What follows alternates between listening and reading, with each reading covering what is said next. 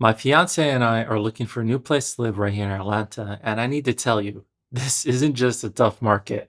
It's become a full-blown dystopian nightmare. We aren't just looking for four walls and a roof. We're effectively auditioning for a role in a movie where the casting directors are AI robots and the landlords are faceless investment firms located 3 time zones away. I reached out to 40 different listings in a single weekend, and the experience was so absurd, so fragmented, and so dehumanizing that it tells you everything you need to know about how broken the housing system is right now. Today, I'm going to walk you through the chaos, the ghosts, the bots, the investment firms, and the 3-digit gate codes. Then I'm going to share the tips we learned, including why I've officially broken up with Zillow to help you actually find a home without losing your mind. Let me start with problem number 1, the ghosts. Out of the 40 listings that I contacted, half of them, 20 properties, simply never responded.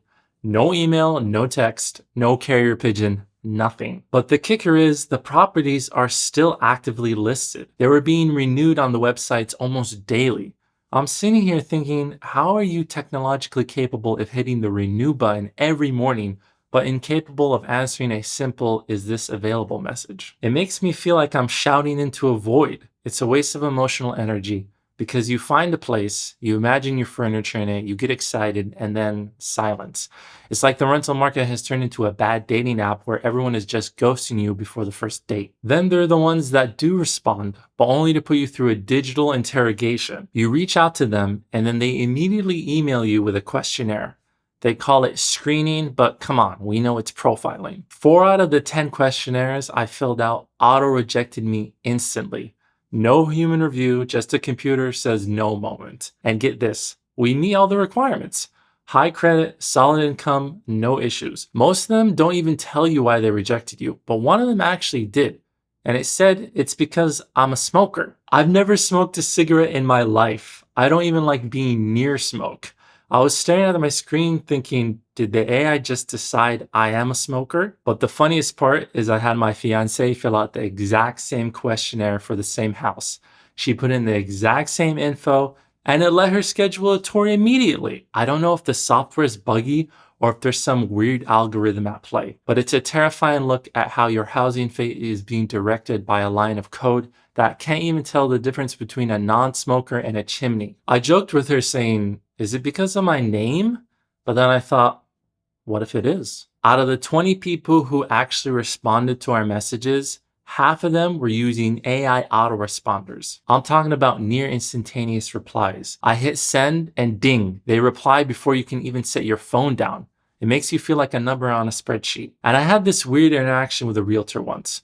So we set up the tour and we're at the place and I messaged them saying, hey, we're here. And they reply back, I'm running a little bit late, give me 15 minutes. So I reply back in messages saying, no worries, don't rush. They instantly reply, great, be there soon. 5 minutes later, my phone rings. It's the realtor. She says, hey, just calling to let you know I'm running 15 minutes late.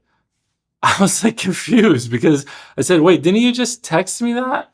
And you said great, as if you read that message, be there soon. After a long pause, she said, oh, yeah, right.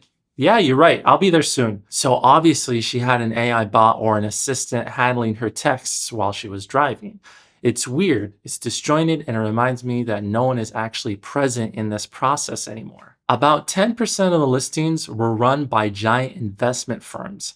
These are the corporate landlords we hear about all the time on the news. There's a couple companies where when I call the number or I'm text messaging them, I talk to a different person every time.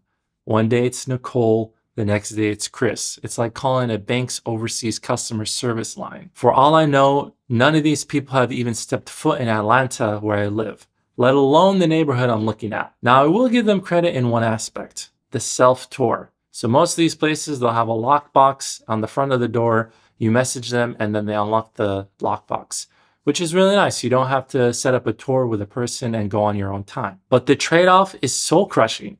You're standing in a house that was bought by a billionaire's fund and the person managing it doesn't know the area. I messaged one of the agents asking about the parking situations or what internet providers I could get at this property. She had no idea. because how would she? She probably lives in rural Omaha. Then we had one funny interaction with an in-person realtor. I was in contact with one person for a house for a couple days. We set up a tour and we go to the property at the right time, and I message them that I'm at the location. Then I get a text from another phone number saying they'll be there in 15 minutes, and I'm confused.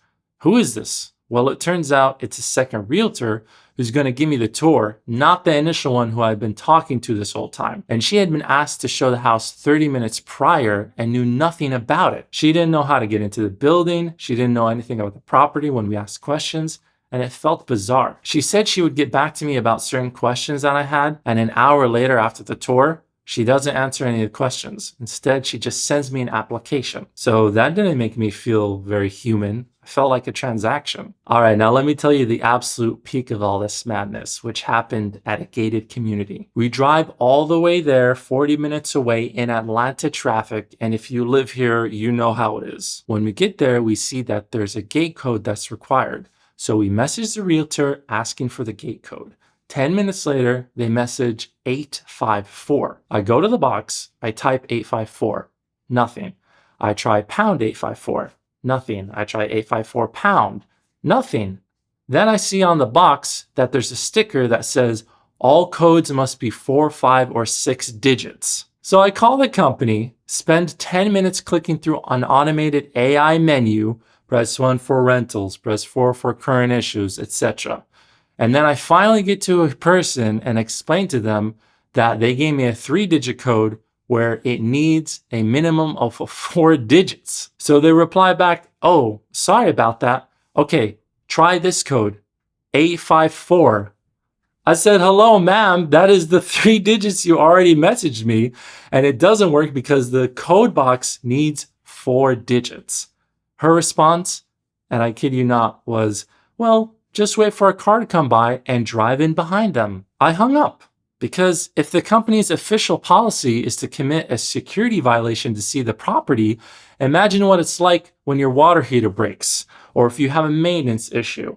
And the security there is horrible if you can just drive behind people. So why would we want to live in a gated community when that's the whole point? We drove off. It was the perfect symbol for this whole experience. A gate that won't open, and a person in a call center telling you to just wing it. This is the reality of finding a home today. AI, realtor investment firms, and realtors who see you as a dollar sign. That's the current landscape. But I don't want to be a downer. I'm here to help. From my experiences, I will share with you the best way to navigate through this mess to make it easier for you. These are the things that have actually worked for me. Number 1, get off of Zillow and switch to homes.com. I'm not sponsored by them, I just know that it is a way better tool. Unlike Zillow, it actually remembers the listings you've clicked on by making them a lighter shade color. And it has an awesome feature, the notes. Because sometimes over the course of a couple days and looking at a lot of properties, things start blending together. When you click on the property, you can add a note like nice kitchen, but no closets in the bedroom, or huge yard, but we have to pay for lawn care. It is super helpful and has helped me so much. 2, hunt for a person. Look for listings where the contact info is just a first and last name, not the name of a company. When you find an individual owner, you get a human. They're faster, they're friendlier, and they actually want to know who you are. Plus, if you rent with them, then you're just talking directly to that person rather to a big company. Number 3, do your research. If a rental company is listed, make sure you Google them first. Check the reviews and see what people are saying. If tenants are complaining about never getting repairs done, believe them. 4, local over national. If you have to go with a realty company, try to work with a local one in your area that has good Google reviews. They'll know which streets are quiet and which ones have the best internet. They actually have a reputation in the community to maintain, so it's better to work with them. Number 5, follow the paper trail. If you don't get a response on the app, Google the address. Find the company's direct website and email them there. Sometimes the buy and rent sides of a company don't talk to each other, so you have to be your own detective and clarify that you're looking for a rental or you're looking to buy a place. Because a lot of these companies will list the same properties for sale and for rent, just trying to get anything. Finding a home right now is a new frontier with a lot of obstacles. It's a mess of faceless companies and AI bots. But don't let it wear you down. You aren't difficult for asking questions, and you aren't lucky to get a response. You're a customer looking for a place to build a life. Be patient, be persistent, and don't be afraid to walk away from a 3-digit gate code that doesn't work. Hopefully, all this helps. And if you're navigating this housing mess too, drop a comment and tell me your experiences. Let's help each other out. Share your tips, share your advice. How can we figure this out and make our lives and everyone else's lives easier? Thanks so much, and I'll see you next time.